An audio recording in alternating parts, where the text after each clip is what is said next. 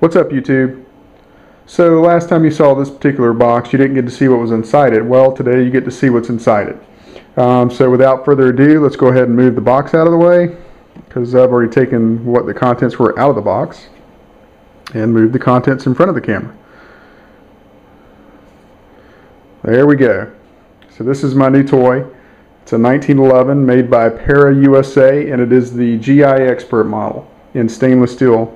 They do have another model that's in a Paracoat or in a dark black version. And the reason I went with the stainless steel version is because I like the look of it better. And also there was two reasons. The other reason is because I've heard some bad things about the Paracoat. I hear that it wears really bad and just doesn't last long. So went ahead and went with the stainless steel version since I like the stainless steel anyway. And so far I'm pleased that I did. I really like the gun. I've already been out to the range with it, put 100 rounds down range, and pretty much didn't have any failures with it. The only problem I did have with it was in two instances I tried to chamber a round, and for some reason the round did not chamber. So that very well could have been something that I was doing. I may not have pulled the slide back far enough, or you know, I don't know if it was the gun or if it was me, so we'll see down the road if that continues or if that becomes a trend, and then I'll let you guys know. So far, I really like it. There's a couple interesting things that I found out about this gun, and I knew that before I bought it, so I'm going to turn this on macro mode here. I'm going to bring the gun up to the camera so we can get a better look at it. So if you look at the trigger here, it may look like it's a steel trigger, but it's actually not. It is a polymer trigger, which was kind of interesting to me. I've never actually heard of a gun that has a polymer trigger before, so that's what this is a polymer trigger. As far as I know, it doesn't affect it in any form or fashion. It still shoots just fine, or at least it did for me. And you know, I don't have any problems with it being a polymer trigger, and I suppose if I wanted to, somewhere down the road, I could swap that out.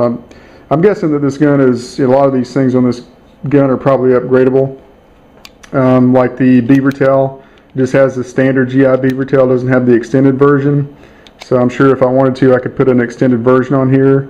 Same with the thumb safety, no extended safety, just the standard safety. I could swap that out, I'm sure, if I wanted to. It is not ambidextrous. The other side does not have the safety, which is the way I prefer it. Being I'm a right-handed shooter, I don't need a left-handed safety. And so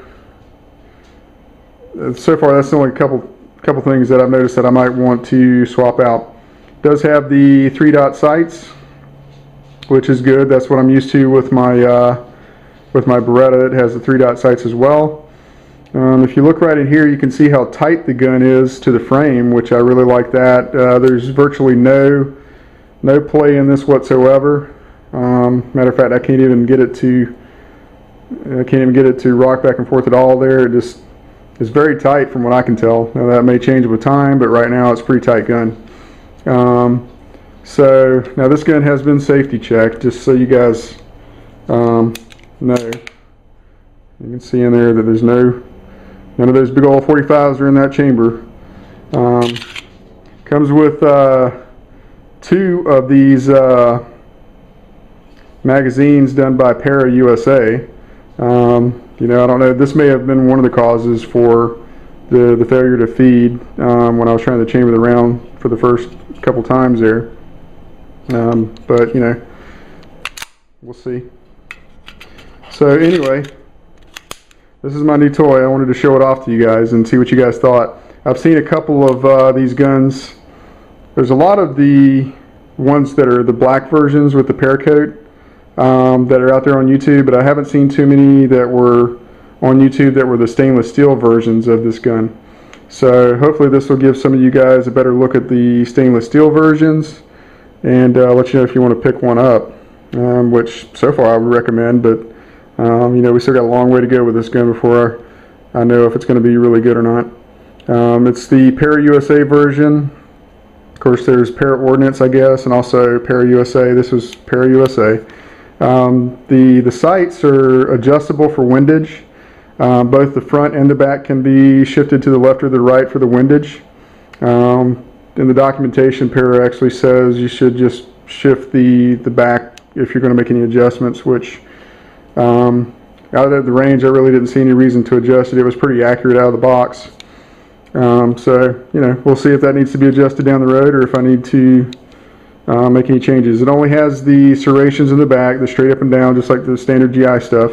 None in the front here for like the press checks that people like to do from time to time.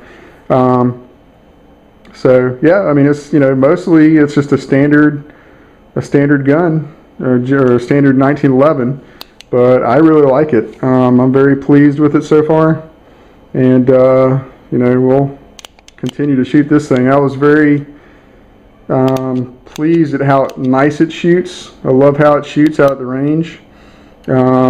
Went through 100 rounds, and by the time I got done with the last round, I couldn't believe I was already out of ammunition, and very sad that I was, because I couldn't shoot it anymore, because I was having a lot of fun with this gun.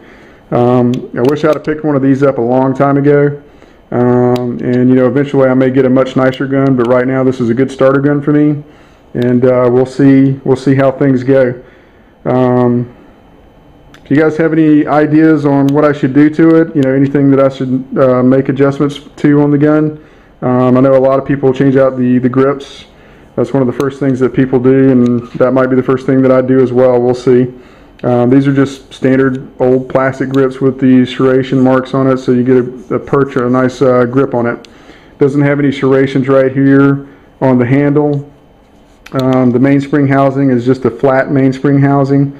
Does have some serrations there for helping with the grip, I guess, but pretty standard. So yeah, you guys let me know what you think. Like I said, this is mainly just a starter 1911 for me, and you know, we'll see if I get into any more of them down the road. I mean, eventually I know the 1911s can get into the thousands of dollars, which I doubt I'll ever go for that. There's other guns that I would really like to get, you know, before I ever get a really nice 1911, so we'll see what happens. But, you know, for a starter pistol, I think I can't go wrong with this one. I paid less than $600 for it, and I'm very pleased with it so far. I can't wait to get out the range again and start shooting some more. So leave a comment down below for me, guys, and let me know what you think of it. And give me your opinion on it. Let me know if you think I made a good choice or not. Alright guys, you guys have a great weekend, and I'll talk to you later.